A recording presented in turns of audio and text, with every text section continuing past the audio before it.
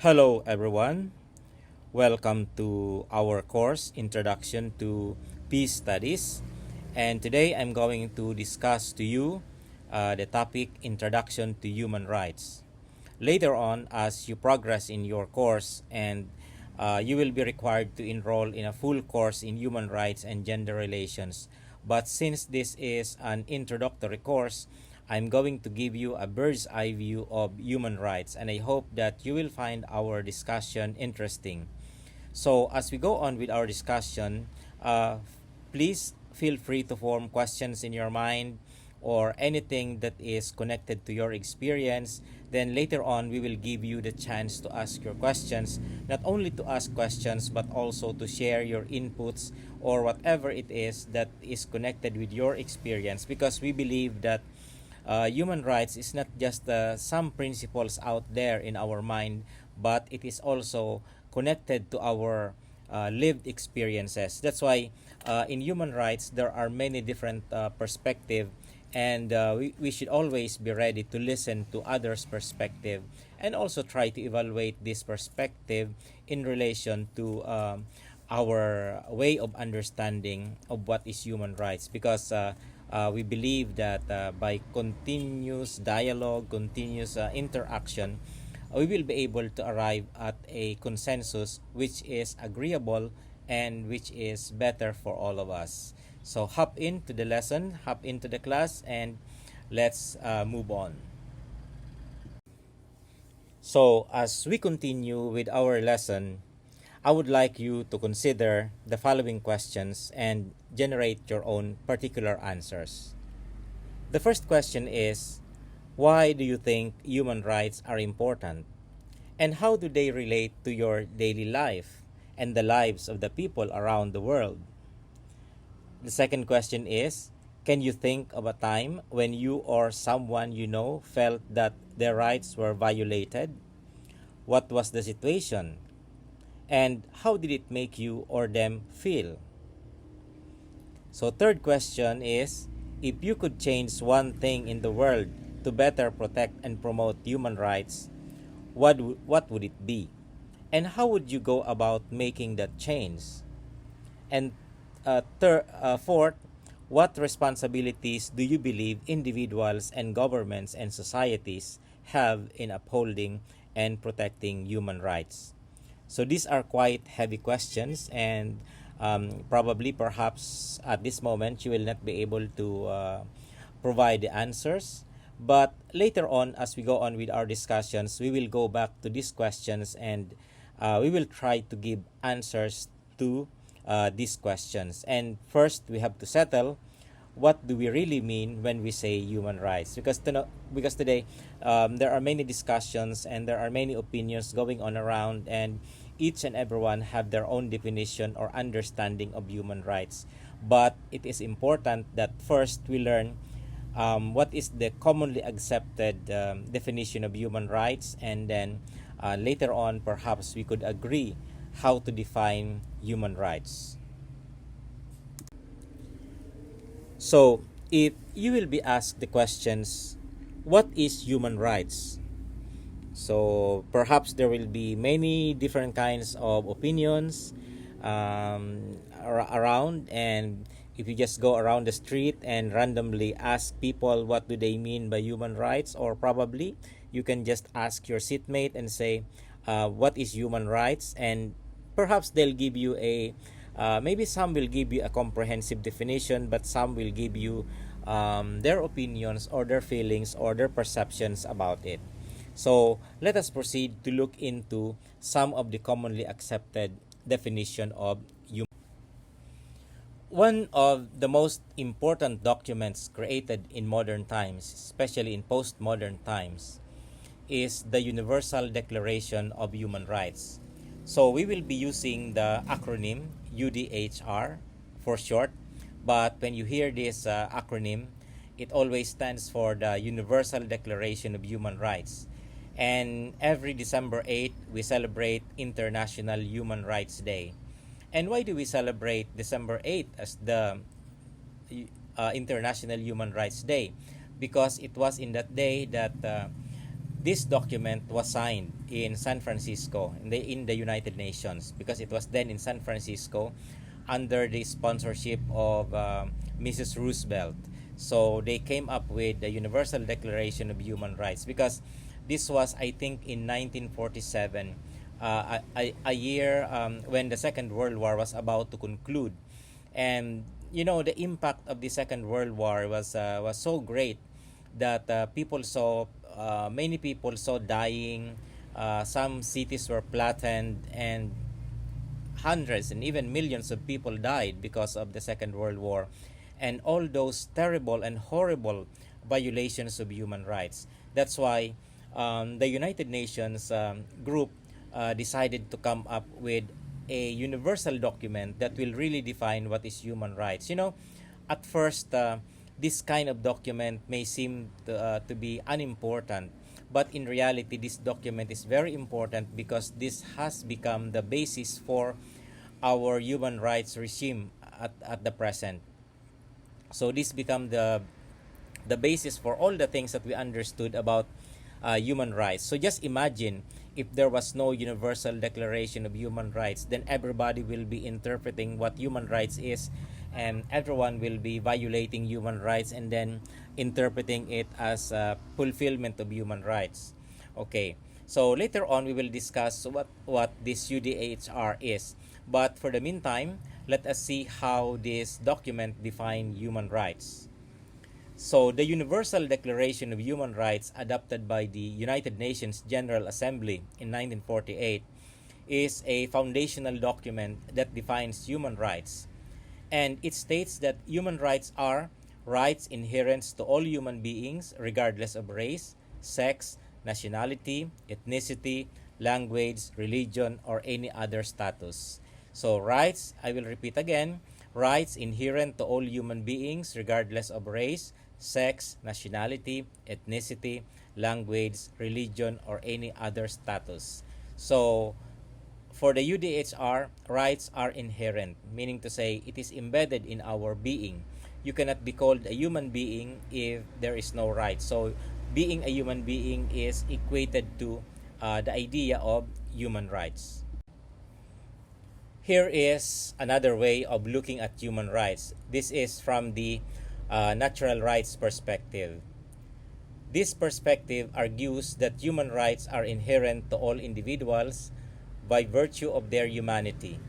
They are not granted by any government or institution, but are a part of the natural condition of being human. So there is a similarity between the UDHR and the natural rights perspective. So from the natural rights perspective, human rights is considered to be part of our nature. So it is part of humanity. It is not granted by any government or by any institution. So therefore, it cannot be changed, it cannot be revoked, and it cannot be altered, because this is not given by the government or by any institution, but it is a part of the natural condition of being a human being. Now, if we go on to the legal perspective from the point of view of the lawyer, from the point of view of the law, human rights are those rights and freedoms recognized and protected by national and international law. This can be, or this can include civil, political, economic, social, and cultural rights, such as the right to life, freedom of expression, and the right to education. So from the legal perspective, it is according to the law, because since the declaration of the since the UDHR, human rights has been codified, and there had been several conventions, treaties, international law regarding human rights, and in fact, some of these laws have been translated into municipal laws by the different governments. Like, for example, our country has several laws it has passed in order to put life to this human rights perspective, to make them acceptable and applicable to our local situation. So, if we go again to the other perspective, the moral and ethical, Human rights are often viewed as moral and ethical principles that guide human behavior and interactions. They encompass values like dignity, equality, and justice. So since moral and ethics are interested, or their focus is more on determining what is right and wrong, they consider human rights as a guide, or a guide that will help us understand and judge our behavior and the behaviors of others if they are in if they are if they agree with what is accepted norms of morality.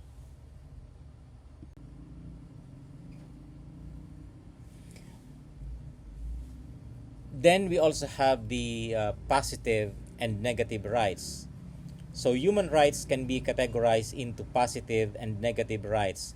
Negative rights involve freedom from interference by others, such as the right to be free from torture or slavery, while positive rights entails entitlements to certain goods and services, such as the right to education, healthcare, and food. So these are the ways of distinguishing the different concepts of human rights. So from the negative side, it is the negation of those violations that violates the dignity of the human person, while the positive rights are those that affirm the need and the inherent rights of individual persons, like for example the right to education, the right to health care, or the right to food.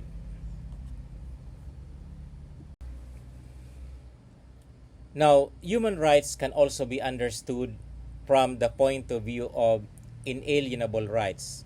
So, when we say inalienable, meaning it is something that cannot be separated from us, from our personality, from our character, from our being human beings. Okay. So, human rights are considered inalienable, meaning they cannot be surrendered, transferred, or taken away under any circumstances. This principle is enshrined in the Universal Declaration of Human Rights and other human rights documents.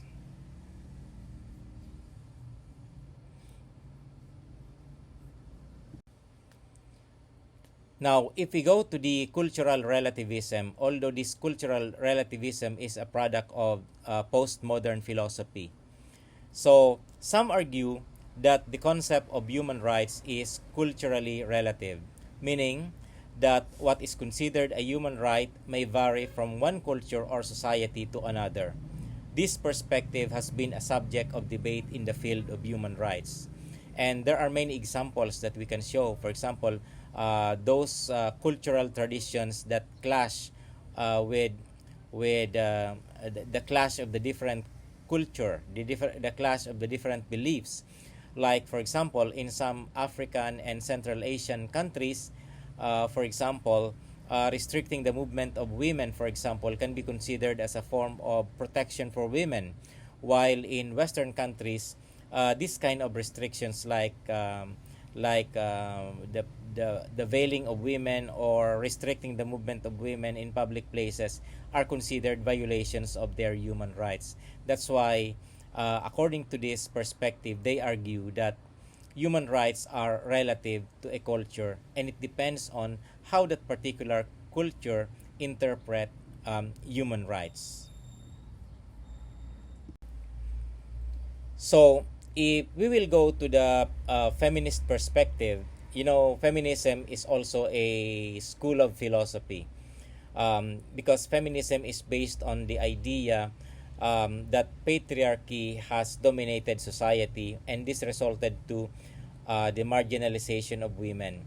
That's why this patriarchy is pervasive in society, in every aspect of human life, in every aspect of human society. The prevalence of patriarchy deprives the women of their equal rights, and for them, this kind of inequality is the root of conflict and the root of the violation of human rights.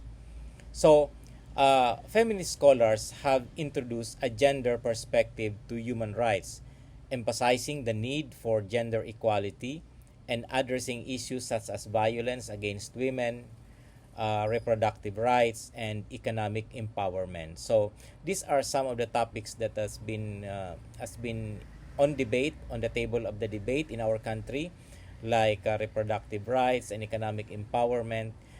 These are all examples of human rights from the feminist perspective. There is another school of thought called progressive realization. The idea that human rights may not be fully realized immediately but should be progressively implemented over time, taking into account a country's economic and social development. This perspective recognizes that states may face limitations in fulfilling all rights immediately.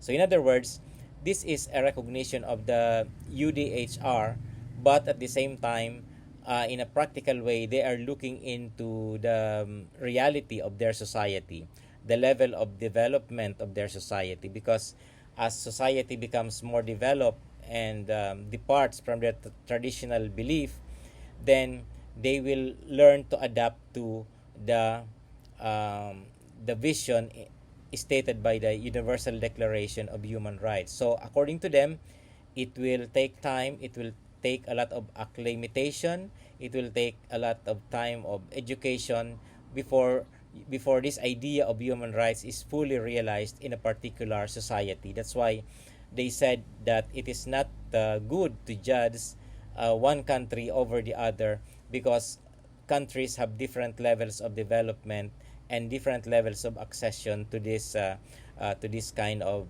rights. And then finally, we come to the social justice perspective. Some define human rights as tools for achieving social justice, addressing systematic inequalities. This perspective underscores the role of human rights in reducing poverty, discrimination, and social disparities. So let's come to the generation of rights. So we are now talking about generation, meaning where did human rights come from? How did it evolve? What are the stages involved in each development?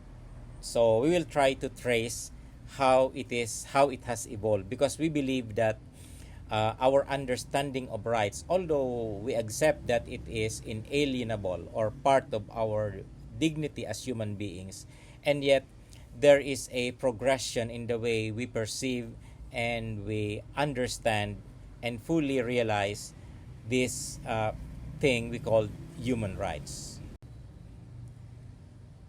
So the first generation of rights is referred to as the civil and political rights. So first generation rights, often referred to as negative rights, are associated with the individual's freedom from government interference and focus on personal liberties and political participation. These rights include the right to life, freedom of speech and expression, the right to a fair trial, freedom of religion, the right to privacy, freedom from torture and inhuman treatment, right to vote and participate in political processes. And first generation rights primarily emerged during the Enlightenment and the Age of Revolutions, with documents like the Bill of Rights in the United States and the French Declaration of Rights of Man and of the Citizen in 1789, and highlighting also these principles.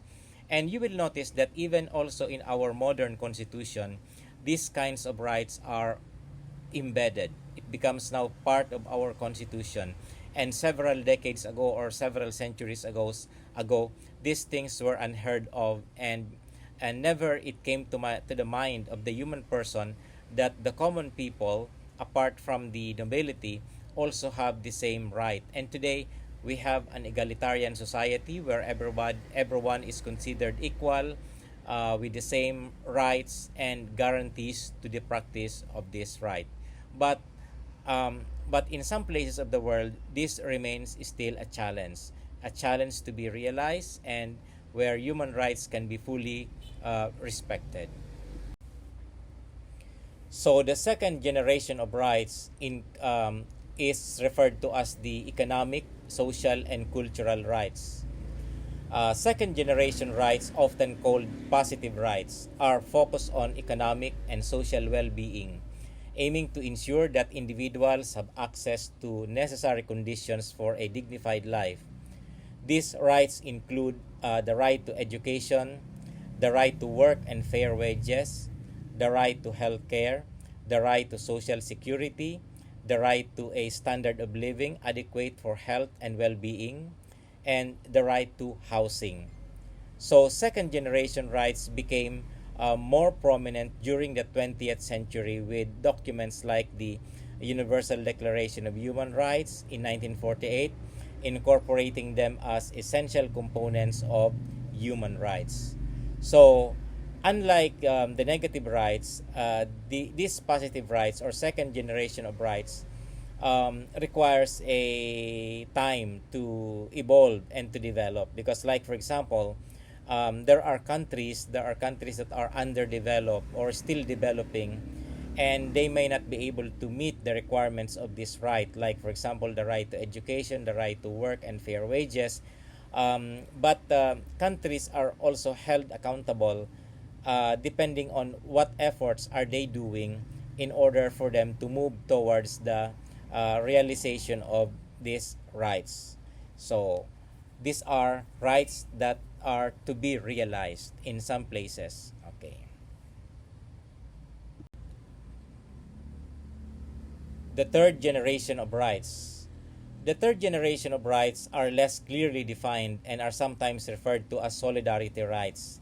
And these rights focus on the collective well being of communities and global human rights issues. They often involve cooperation among countries and regions to address global challenges.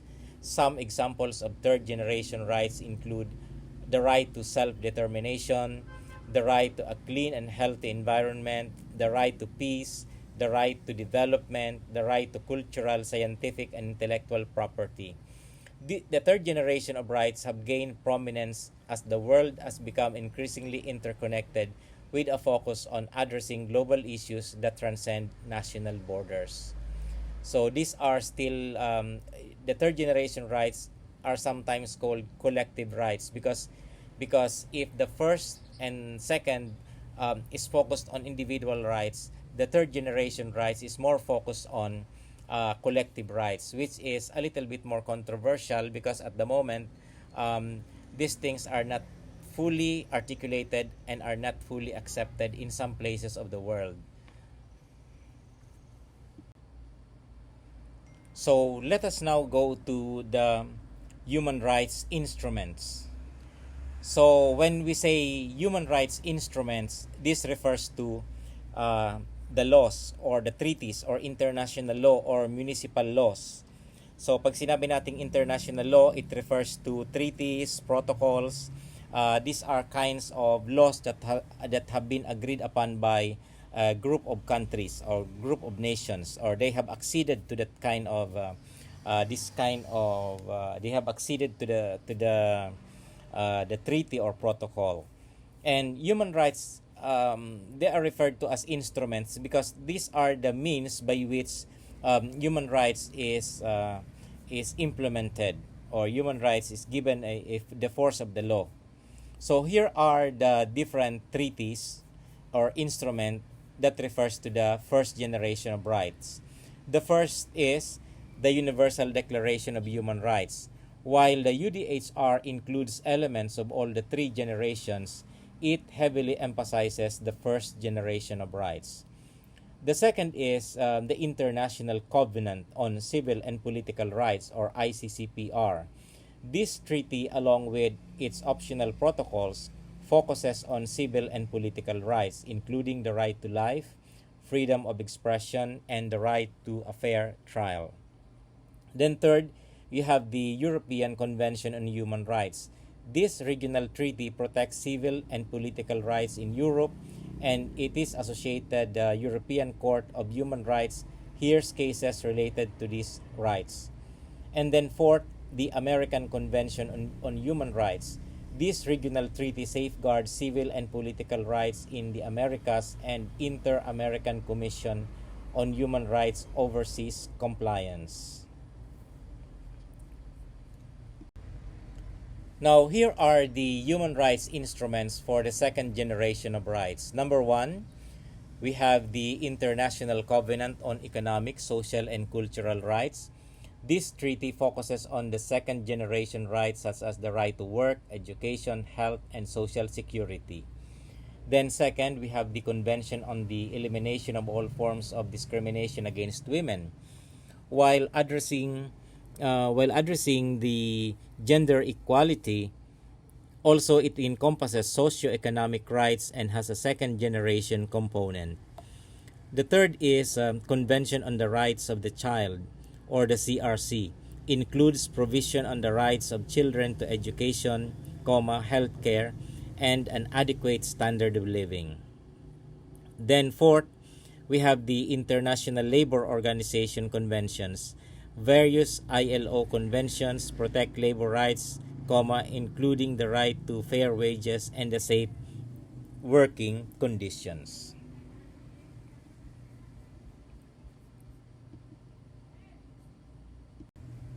Now, here are the human rights instrument for the third generation of rights. Number one, we have the Declaration on the Rights to Development.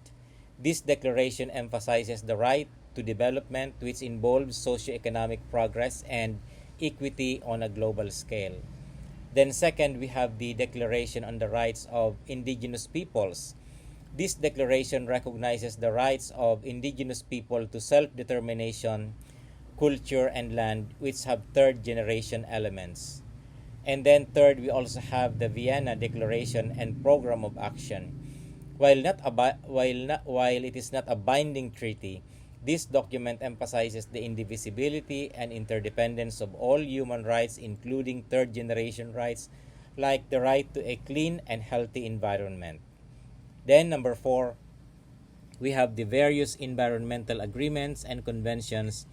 It addresses the third generation rights, particularly the right to a healthy environment, such as the Paris Agreement on Climate Change. Now, let us take a look at the Philippine Enabling Laws.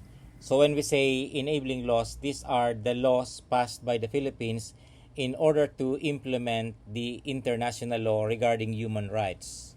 So let us look at the how the Philippines translated the first generation, second generation, and third generation rights into its own legal system. Although let us take note that in the Philippine Constitution, it is said that all instrumentalities, all international law to which the Philippines have acceded becomes part of the law of the land, meaning to say it becomes part of the Philippine laws. But yet, these enabling laws are the means by which they are given a local context and ways to be more practical in implementing the provisions of the international law. So let's go and take a look. For the first generation of rights, we have the following: the Philippine Constitution. The 1987 Constitution of the Philippines contains provisions protecting numerous first generation rights, such as the right to life, liberty and property, freedom of expression, freedom of religion, the right to a fair trial, and the prohibition of torture. Then we also have the Magna Carta for Women, or Republic Act number 9710. While primarily addressing gender equality, this law also encompasses first generation rights, particularly the right to be free from discrimination. Then third, we have the Anti-Torture Act, or Republic Act number 9745. This law explicitly criminalizes torture and other cruel, inhuman, or degrading treatment or punishment. So protecting the right to be free from torture and cruel, inhuman, or degrading treatment. So here are the enabling laws for the second generation of human rights. One is the Labor Code of the Philippines. This is the Presidential Decree number 442. This labor law addresses socioeconomic rights, including labor rights, fair wages, and safe working conditions. Then second is Expanded Senior Citizens Act or Republic Act number 9994. This law provides benefits to senior citizens addressing socioeconomic rights, particularly in terms of healthcare and social security. And the Universal Healthcare Act or Republic Act number 11223. This law aims to provide universal healthcare coverage addressing the right to health and access to healthcare services.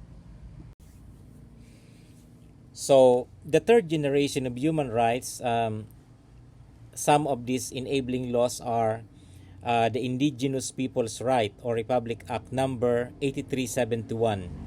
This law recognizes and protects the rights of the indigenous peoples, encompassing third generation rights related to culture, self-determination, and the ancestral domain. Then we have the Climate Change Act or Republic Act number 9729. While addressing governmental and climate change concern, this law reflects the growing importance of third generation rights, particularly the right to a healthy environment. Then we have the National Cultural Heritage Act or Republic Act number 10066. This law aims to protect and preserve the cultural heritage of the Philippines, addressing third generation rights related to culture and identity. And we have the Clean Water Act or Republic Act number 9275 and the Clean Air Act or Republic Act number 8749. These environmental laws promote the right to a clean and healthy environment, representing third world generation of rights. Okay, let us now press the red button. So many people are not comfortable with the red button, but sometimes we have to press it because these are truly the things that we need to pay attention to, especially in relation to human rights. So let us begin. So the first one is on extrajudicial killing.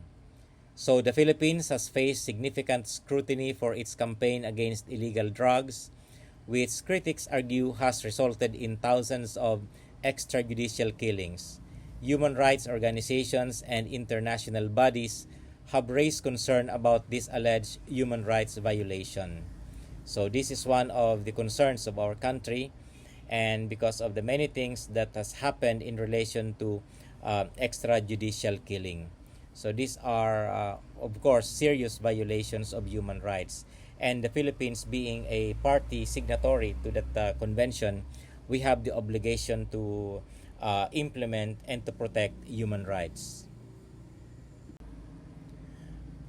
Another red button is the freedom of the press and expression. There have been reports of threats, harassment, and violence against journalists and media workers in the Philippines. Press freedom has been a major concern, with some media outlets facing restrictions and criticism from government officials. Another is the arbitrary detention and killings. Activists, human rights defenders, and political opposition figures have been arrested and detained on various charges. Some have been killed under suspicious circumstances, leading to allegations of politically motivated violence. Another red button is the violation against indigenous communities. So, indigenous communities in the Philippines have been faced with land disputes, forced displacement, and violence often linked to mining and development projects. Their rights to land, culture, and self-determination have been at risk. Then there is also the climate-related human rights issues. As an archipelago vulnerable to climate change, the Philippines has had to deal with the consequences of extreme weather conditions. There have been concerns about the government's ability to respond adequately to these challenges and protect the rights of affected communities. As to the LGBTQI rights, the LGBTQ plus community in the Philippines has faced discrimination and violence. While there have been some positive developments, there is still work to be done to protect the rights of LGBTQ plus individuals. Child rights is another red button. So issues related to child labor, child trafficking, and children's access to education have been concerns still in the Philippines, and more particularly with child labor and child trafficking. Although there are several important laws that have been passed in order to protect the rights of the child. Now, as to the freedom of religion, there have been reports of attack on religious minorities and restrictions on religious freedom in some areas.